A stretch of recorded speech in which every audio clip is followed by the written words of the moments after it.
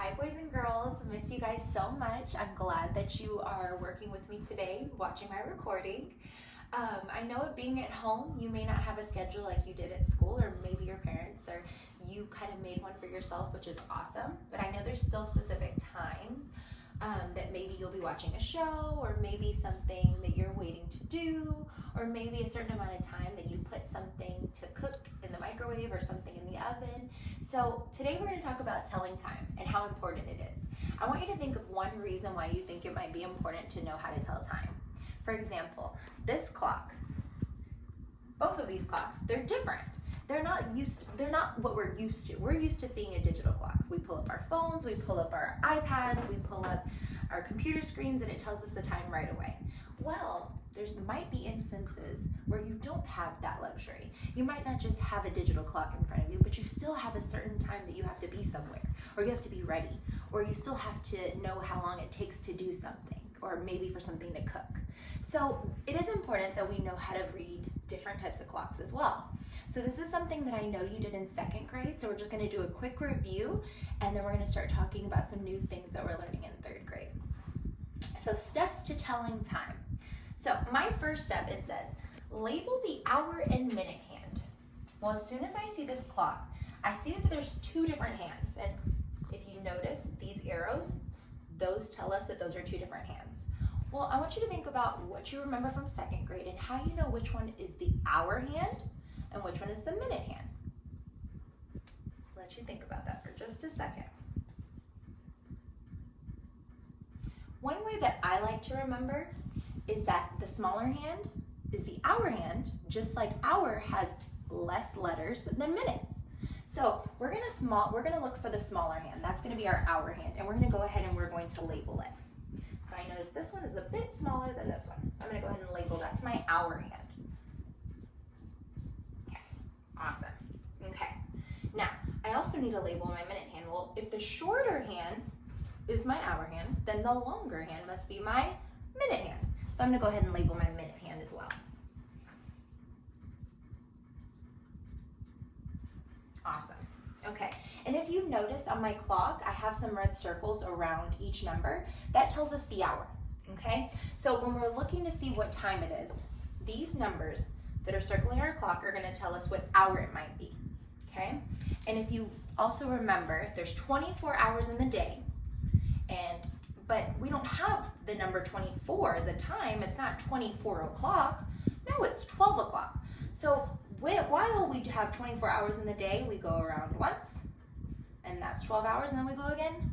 That's another 12 hours. So now, as we're identifying or trying to figure out what time this is, we're gonna write down our hour hand, because it says, look at the hour and circle the last past hour and write it down. So we're looking at our hour hand. The last past one was 2 o'clock, so we're gonna write that down. 2 o'clock. Okay, now, for our minutes. If you notice on your clock, we also have these small lines. Those tell us that those are our minutes, but there's not really any numbers there. So we need a way to remember how to find out how many minutes it is as of right now. So what we're always gonna do is right here at 12, that's always gonna be o'clock. And our next step kind of tells us how to remember what to do when we're trying to figure out how many minutes it is right now. So it says step 3, start at o'clock and jump by 5s, then by 1s to find the minute. Okay, well, each of these numbers, as we jump, it represents increments of 5. So we go 05, then the next one is 10, then the next one is 15, then the next one is 20, and if you notice, we're counting by 5s, increments of 5. So the next one would be 25, then the next one would be 30, then the next one would be 35,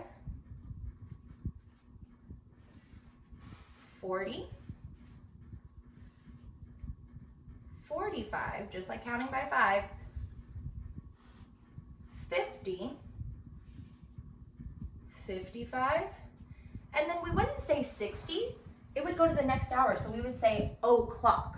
Okay, so now that we've labeled our clock, counting by 5s, now I want to look specifically at my minute hand. So this is where my minute hand is, and if I need to, I can draw a line so I can know which minute it's specifically on. So I'm gonna start at o'clock, count by fives until I see that the line is right in between. So I'm gonna go 5, 10.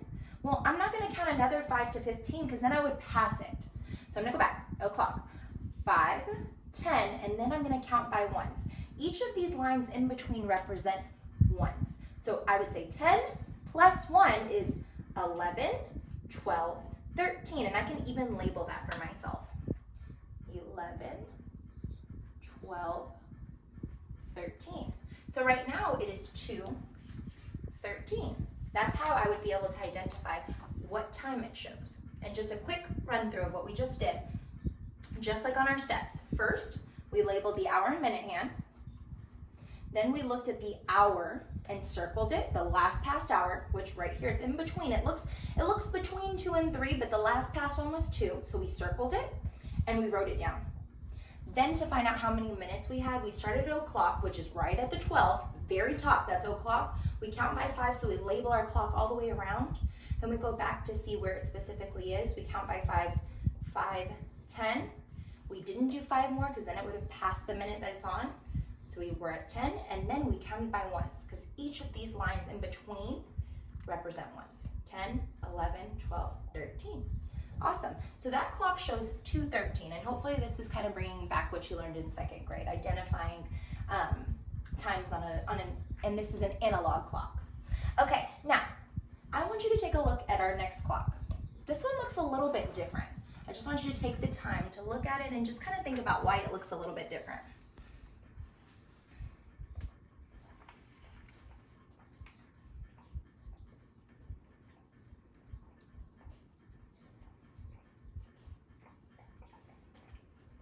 As I look at this time, and hopefully you're noticing also, my hour hand looks like it's on the 7, but it's not exactly on the 7, so I'm a little bit confused. I'm like, is it 7?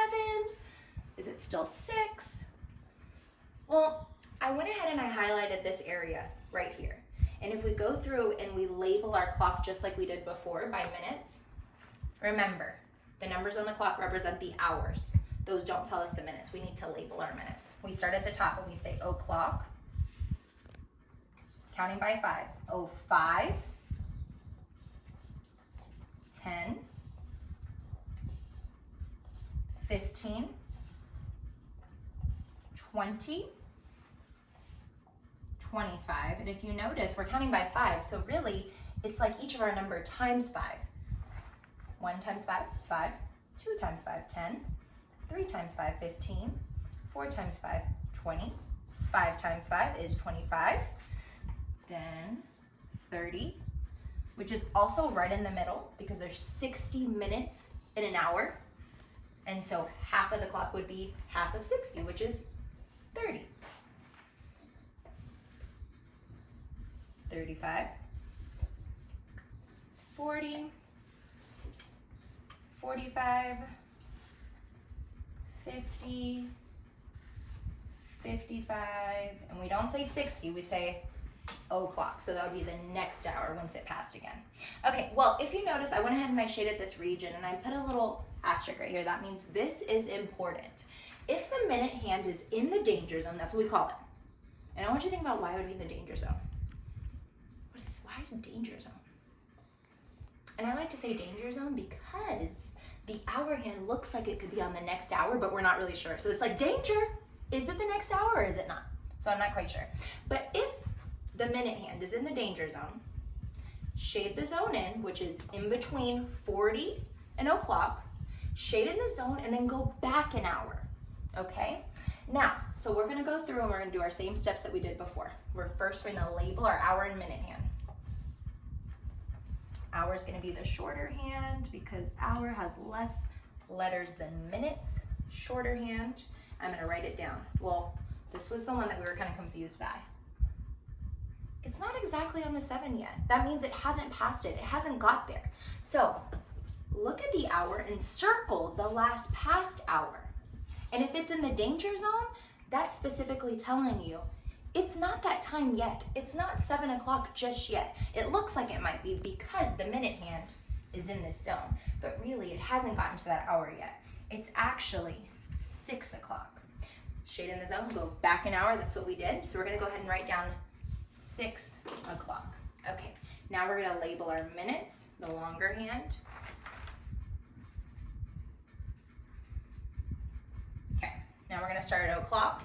We're gonna count by 5s, and once we get close to that area, we're gonna stop because we don't wanna pass it up, and then we're gonna count by 1s. Okay, 5, 10, 15, remember where our minute hand is, 20, 25, 30, 35, 40, 45, 50, looking at my minute hand, I can't go to the next 55 because then I would pass it up, so 50. Then I'm counting by 1, so I'm gonna label it. 50, 51, 52, 53. It is 6:53. No wonder the hour hand looks like it's on the 7 because it's really close to 7 o'clock. 53. Well, I know there's 60 minutes in an hour, so really there's only 53 to 60. Let's see.